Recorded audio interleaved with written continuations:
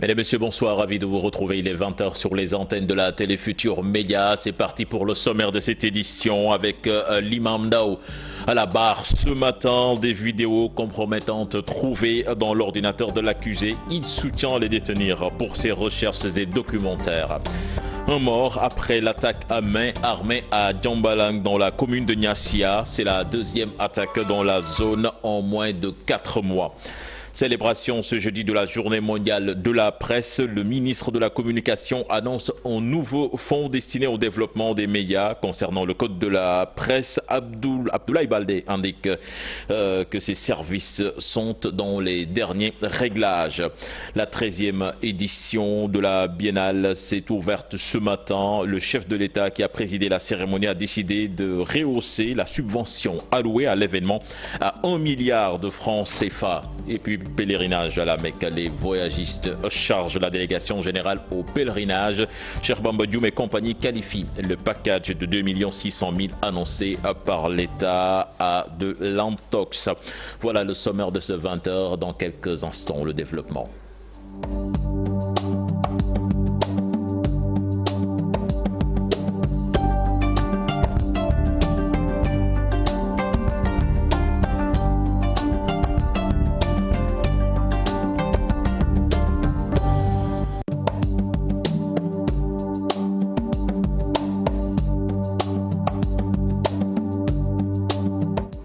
Bienvenue à toutes et à tous. Procès Imam Ndao, l'interrogatoire de l'imam qui a démarré ce matin en face à face avec le juge, ponctué par la diffusion de vidéos entre les deux parties, parquet et défense. Imam Ndao dit détenir ces vidéos pour mener ses recherches et documentaires. L'on fait signe qu'Amina Mbaresso est en ligne. Aminata Mbaresso, bonsoir. Aminata Mbaresso. Allô? Bonsoir, cher Figan. Oui, bonsoir Mbaré. Justement, le face-à-face entre l'imam Aliou Ndao et les juges, c'était ce matin au tribunal de Dakar. Qu'est-ce qu'on peut retenir? Déjà, cher Figan, ce qu'il faut déjà dire, c'est que Imam Aliou Ndao a été vraiment posé dans ses réponses face au juge Sambakan des questions qui sont posées en français, mais l'imam a préféré répondre en wolof. Donc, toujours sur les questions, le juge a demandé à l'imam Aliou Ndao s'il avait des relations avec Maktar Diokhane. Imam a indiqué qu'il connaissait bien Maktar Diokhane. Ce dernier venait très souvent prier à la mosquée et c'est de là qu'il l'a remarqué dans la foule. Mais il indique par ailleurs qu'il n'a jamais reçu de l'argent venant de Maktar Diokhane.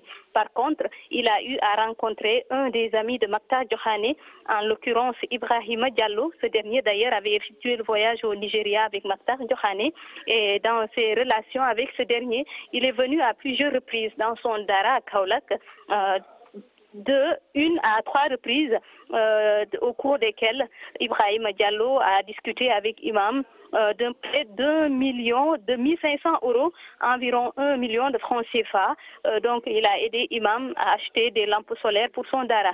Par contre, également, Ibrahima Diallo a également confié à Imam Aliou Ndao une somme de 25 billets de 500 €, environ 8 millions de francs CFA, parce que, dit-il, il devait voyager sur la Gambie et qu'il ne voulait pas garder toute cette somme d'argent avec lui. Donc ensuite, le juge a demandé à Imam Aliou Ndao pourquoi il ne s'est pas posé des questions sur la provenance de cet argent. Et est-ce qu'il savait également que Maktar Diokhane était parti au Nigeria et qu'il venait de revenir?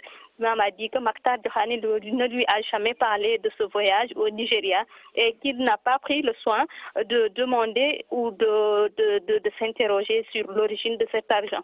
Autre question du juge Sambakan à Imam Aliou Ndao, un tout petit peu des armes qui ont été retrouvées chez Imam Aliou Ndao. Donc Imam Aliou Ndao a reconnu qu'il détenait une arme artisanale, mais cette arme, il l'avait achetée, dit-il, pour surveiller ses champs et également pour la maison. Autre question, des munitions également ont été scellées et remises au juge Sambakan. Imam dit que les munitions pour cette arme, pour l'arme dont il parle, cette arme ne fonctionnait plus. Autre chose qui a été retrouvée chez Imam Ndao, ce sont des seringues. Donc, Imam dit disposer de ces seringues parce qu'il voulait vacciner ses poulets. Il dispose d'un poulailler dans sa maison. Donc, autre fait marquant de l'audience de ce matin, c'est la diffusion de des vidéos qui montraient des scènes de violence, des scènes de décapitation. Imam dit qu'il s'agit de massacres de sunnites par l'armée irakienne. Et ces vidéos, d'ailleurs, il faut le noter, ces vidéos sont retrouvées dans l'ordinateur de l'imam Aliou Ndao. Mais il dit que c'était pour sa documentation parce que c'est un homme ouvert d'esprit, donc il se documente sur beaucoup de questions relatives à la franc-maçonnerie, au dialogue islamo-chrétien. Donc il ne voit pas de mal au fait qu'il fasse des recherches sur des images de violence ou de décapitation. Autre fait également, c'est la diffusion d'une autre vidéo, mais cette fois-ci, c'est la défense qui avait... Allô? Allô, oui, Amina, vous pouvez continuer. Je disais une autre vidéo qui a été diffusée, mais cette fois-ci par la défense, une vidéo dans laquelle on voit Imam Aliou Ndao faire des prêches, mais des prêches pour appeler au calme. Et il indique par ailleurs que ce n'est pas la force qui règle aujourd'hui le problème des musulmans dans le monde. Donc, ce n'est pas la peine d'utiliser des armes ou de mener des actes de violence sur des gens. Il faut plutôt essayer de sensibiliser les gens pour un tout petit peu peut-être revenir à la normale et donner aux musulmans la place qu'ils méritent dans le monde. Donc, en ramasser, c'est un tout petit peu l'effet marquant de l'interrogatoire de l'imam Aliou Ndao devant la chambre criminelle ce matin. L'audience va se poursuivre ce lundi. Ensuite, l'interrogatoire va également se poursuivre avant le contre-interrogatoire par les avocats de la défense. Merci à Aminata Mbaresso pour ces précisions. Certainement, nous y reviendrons plus en détail dans nos prochaines éditions, notamment dans le bulletin de 0 heure. Attaque à main armée à Diambalan. Les malfrats se sont attaqués aux pêcheurs qui étaient sur le pont. Le souffle de l'explosion qui s'en est suivi a fait un mort. C'est la deuxième attaque dans la zone en moins de 4 mois. Les détails dans cette correspondance signée Boubacar Diassi et Lamine Magnan. On y reviendra, l'élément n'est pas en place. Plus question de faire des lois dans le domaine de la presse sans décret d'application. Le ministre de la Communication, Abdoulaye Baldé, l'a fait savoir ce matin à l'occasion d'un déjeuner de presse marquant la journée mondiale de liberté de la presse. Mieux, le ministre annonce un nouveau fonds destiné au développement des médias. Quant au code de la presse, il indique que ces services sont dans les derniers réglages à l'étape de confection des cartes de presse plus précisément. Là-dessus, nous écoutons cet entretien qu'il a accordé à nos reporters Maïmouna Ndiaye et Pape Sangone Mbaye. Journée mondiale de la liberté de la presse, le Sénégal attend toujours la publication du code de la presse. L'heure est au dernier réglage, informe le ministre de la Communication. Nous avons finalisé la rédaction. Un comité a été mis en place à cet égard qui a travaillé avec l'ensemble des acteurs. Aujourd'hui, donc, les décrets sont rédigés et les arrêtés.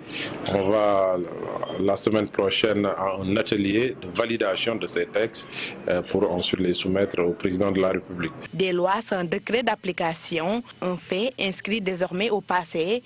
Abdoulaye Bibi Baldé se veut clair. Auparavant, on faisait des codes sans les décrets d'application. Nous voulons que tout cela soit en package, qu'il y ait les décrets d'application et les textes qu'il faut pour que la loi puisse être appliquée. La convention collective aussi, nous veillerons parce que c'est visé par le code de la presse et que la convention collective s'applique. Ça aussi, c'est de la responsabilité des patrons de presse qui jusque-là, certains refusent d'appliquer la convention donc, collective. Un fonds pour le développement de la presse au lieu d'un fonds d'appui à la presse. Le ministre veut ratisser large.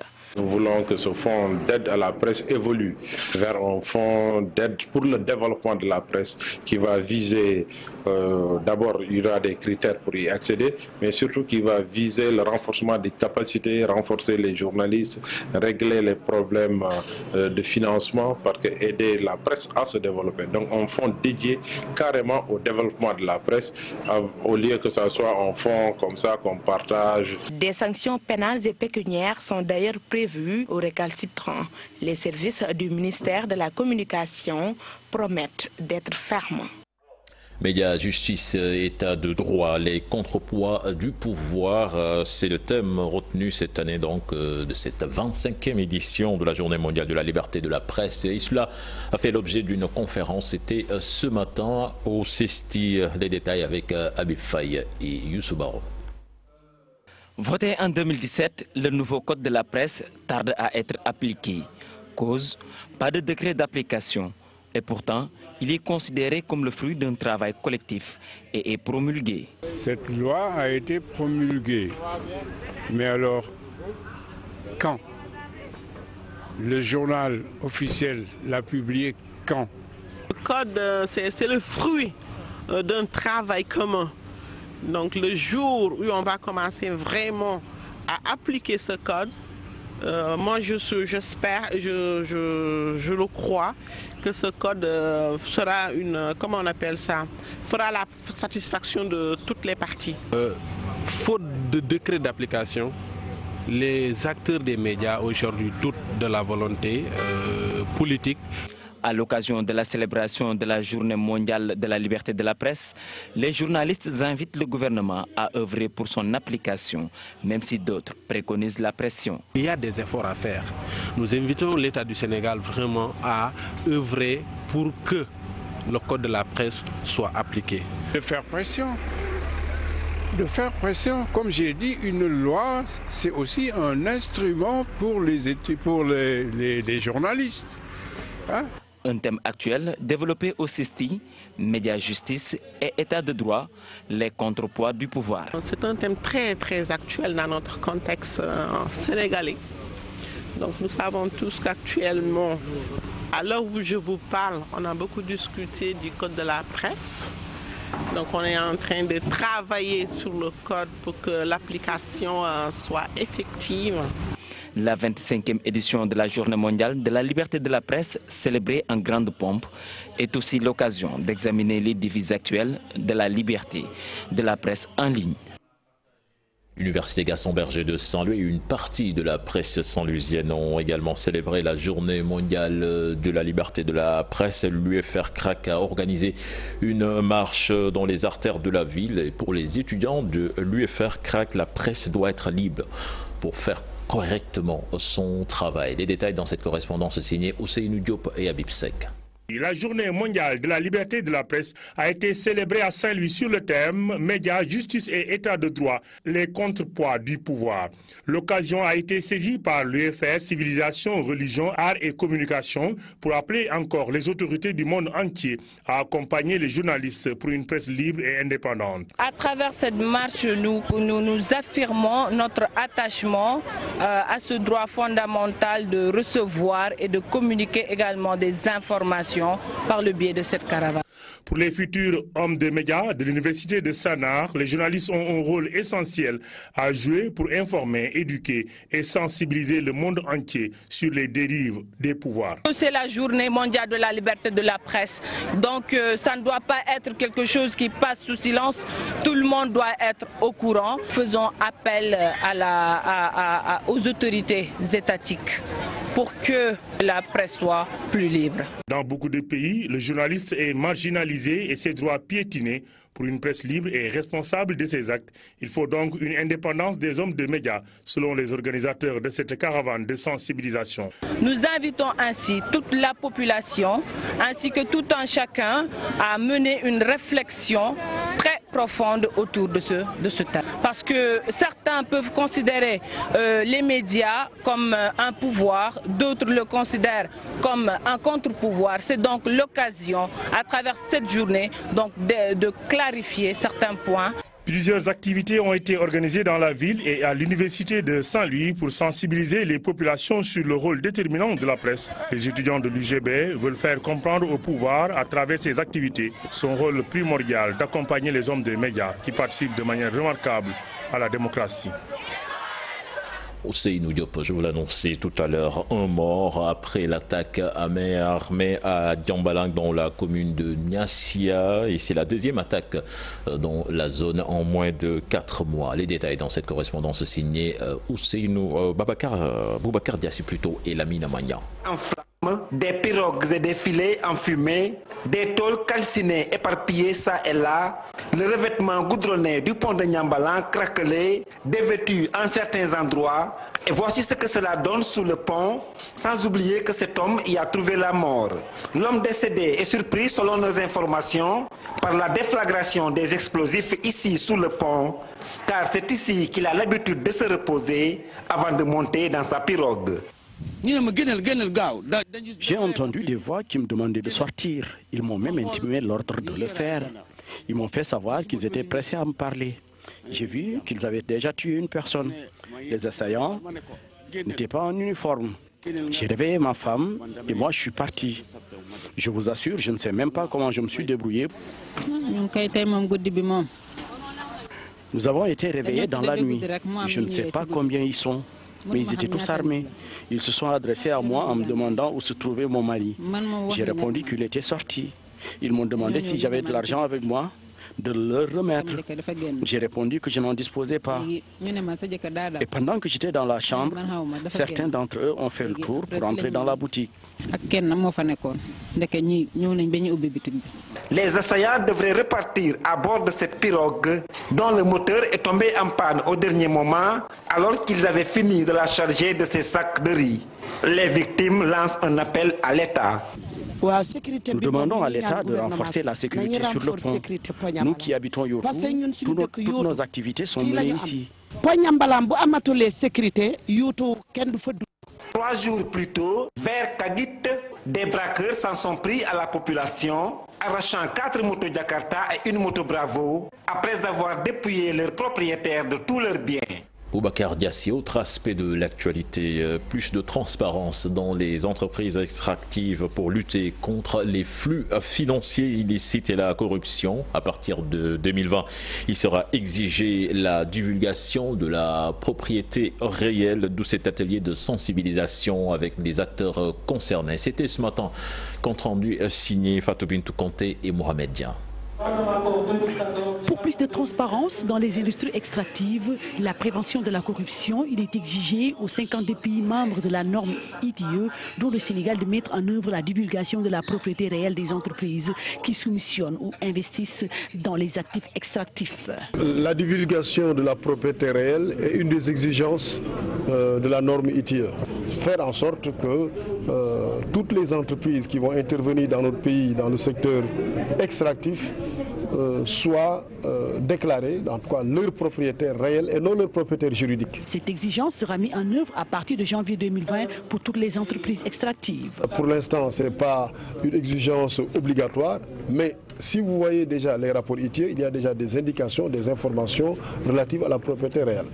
Et la propriété réelle ou la mise en œuvre de la propriété réelle par le Sénégal s'inscrit aussi dans une option politique fondamentale de promouvoir la transparence. Évidemment, aujourd'hui, en ce qui concerne la propriété réelle, les pays de l'ITIE sont dans une phase expérimentale parce que l'exigence devra commencer à être produite normalement à partir de janvier 2020. Une mesure salutaire pour la société civile sénégalaise qui estime que la transparence doit prévaloir dans les sociétés pétrolières et minières qui s'installent au Sénégal. Nous soutenons ce processus. Vous savez que notre cheval de bataille depuis plusieurs décennies maintenant, c'est que la transparence puisse prévaloir au Sénégal, aussi bien dans la vie économique que dans la vie politique.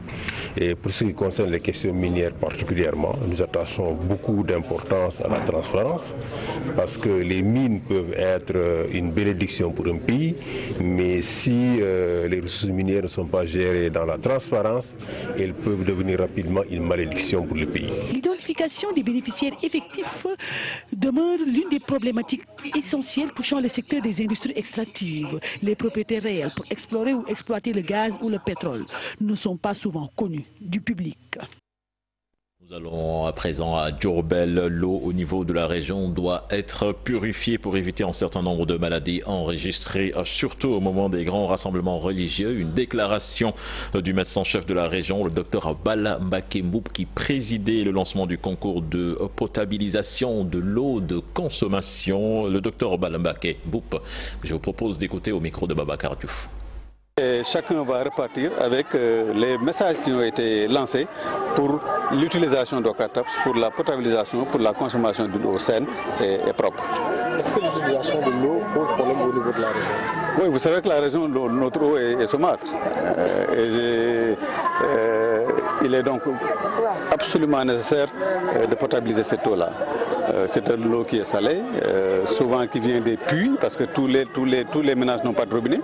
Donc il y a beaucoup de ménages qui disposent d'eau de puits.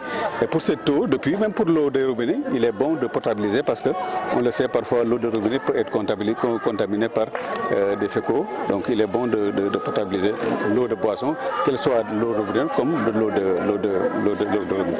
Vous savez aussi que notre région est une région de manifestation. Nous accueillons beaucoup de magal. Et au cours de ces magal-là, le problème de la consommation de l'eau est un grand problème.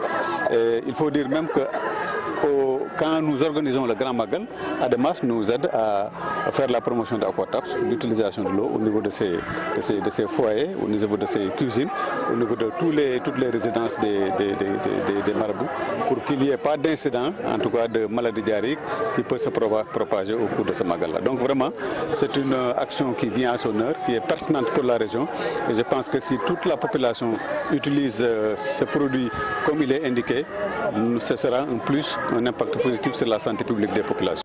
Loin de la Guyate, une cité religieuse dans la commune de Mewan, à Tivaouane, cette localité souffre d'un manque criant d'infrastructures. Les populations veulent que les réseaux hydrauliques également et électriques soient densifiés. Elles se sont confiées, ces populations, à nos reporters, à nos correspondants plutôt, Cheikh Anta Diop et Seyla Tir. Guyate, un village religieux situé dans la commune de Mewan, à quelques kilomètres de Ngaïméré. Ce village souffre d'un manque d'infrastructures routières, pas de réseau d'adduction d'eau potable, encore moins d'électricité. Telles sont les doléances des populations de ce paisible village Guyate.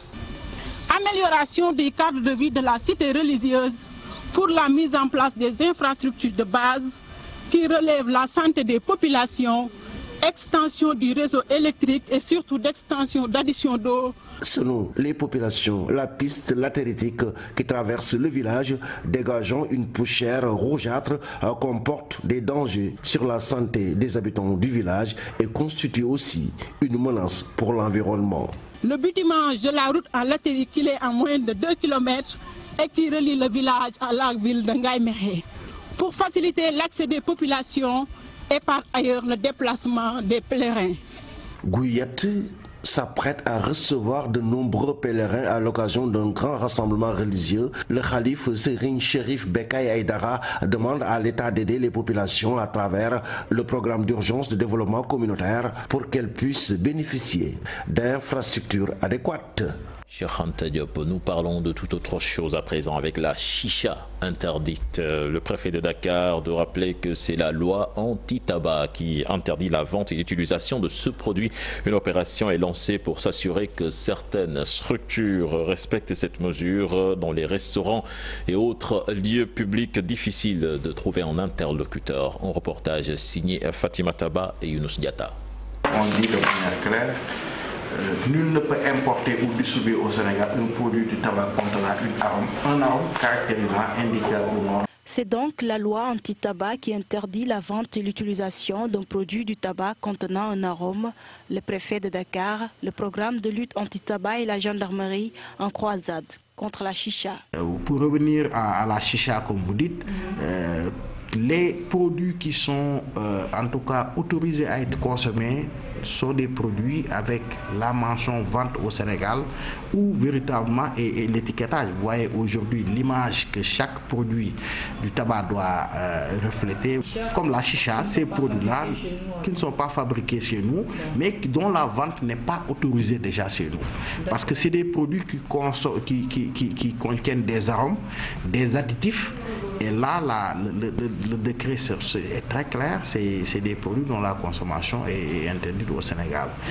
Pour cette opération, il est également question de s'assurer que certaines structures sont dotées de fumoirs. Déjà dans les lieux publics, l'usage du tabac, de quelque forme que cela soit, est interdit.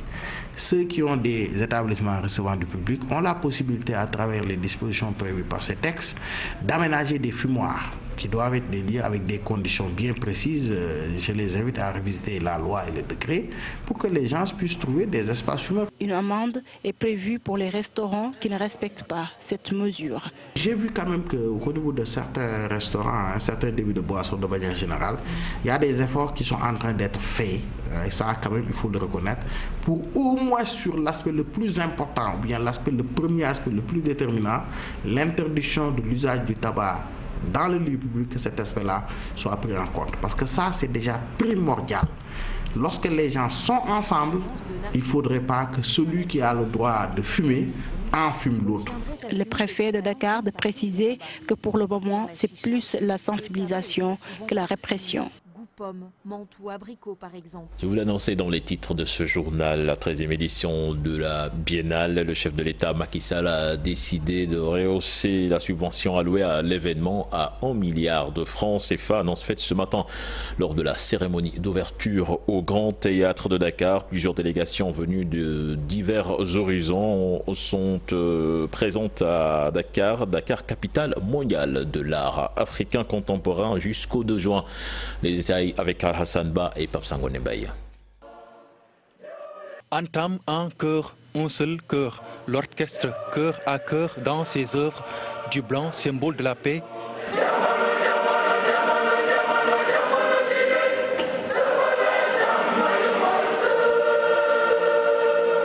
Et Nyani Bagnan, symbole de notre résistance pour marquer l'ouverture.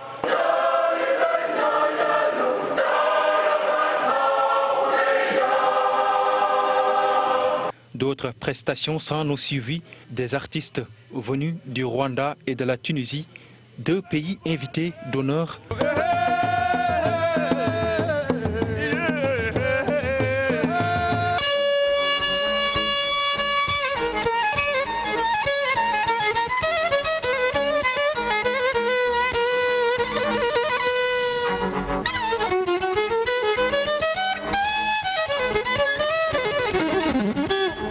Le président Macky Sall, qui s'est dit avocat de cette manifestation auprès de l'Union africaine pour le financement, a rappelé sa décision de hausser la dotation budgétaire de l'événement. Je décide de porter maintenant la subvention, non pas de 500 millions à chaque biennale, mais de 500 millions par an, ce qui vous fait 1 milliard pour la biennale. La biennale ou Dakar, occasion de célébrer la créativité africaine. Pour le président de la République, il s'agit sur ce de se fixer des défis majeurs, valoriser nos ressources créatives et des exigences s'imposent. La présence de nos artistes dans les grands circuits commerciaux mérite d'être renforcée. La 4e exigence est la prise en compte du droit d'auteur. L'heure rouge, thème général retenu pour cette édition de la Biennale de l'art africain contemporain, moment de l'accomplissement, une Afrique nouvelle. Baïdi Agne, président de la commission d'orientation, en est convaincu. Il a invité la jeunesse à profiter de cette 13e édition, à venir exposer ses talents. Al-Hassan Ba, en prélude à la Biennale de l'art contemporain africain, un colloque a permis d'échanger sur la thématique « Quelle humanité pour demain ?» Acteurs du monde de la culture universitaire ont discuté de ces questions liées au terrorisme, au changement climatique et à la mondialisation. Objectif, apporter une réponse à une nouvelle manière de voir. Les détails avec Ibou Diouf et Mohamed Dia. L'élément n'est pas encore en place, je vais vous l'annoncer, plutôt en prélude à cette biennale de l'art contemporain africain. Un colloque a permis d'échanger sur la thématique « Quelle humanité pour demain ?» Acteurs du monde de la culture universitaire ont discuté de ces questions liées au terrorisme, au changement climatique et à la mondialisation. Objectif, apporter une réponse à une nouvelle manière de voir. Si l'élément est prêt, on suit Ibou Diouf et Mohamed Dia. Ce n'est pas le cas. Certainement, nous y reviendrons également dans nos prochaines éditions. À la découverte de Nyamakuta, où les populations sont confrontées à toutes sortes de difficultés, accès à l'eau, aux services de santé, à une éducation de qualité. Située dans le département de Bounkiling, cette commune vit dans un enclavement total. Reportage signé Mambiram Diouf. L'eau, source de vie, à Nyamakuta, l'adage y trouve tout son sens. Trouver les liquides précieux est un véritable casse-tête. Nous passons tout le temps à chercher les liquides précieux et c'est une situation qui nous fatigue tellement. L'unique forage de la localité tombe constamment en panne et une fois fonctionnel, chaque famille doit débourser 2000 francs CFA pour être servie. Chaque famille bénéficie à tour de rôle de l'eau, du forage et cela, vous imaginez, c'est tellement difficile. Nous demandons aux autorités d'agir pour régler définitivement ce problème.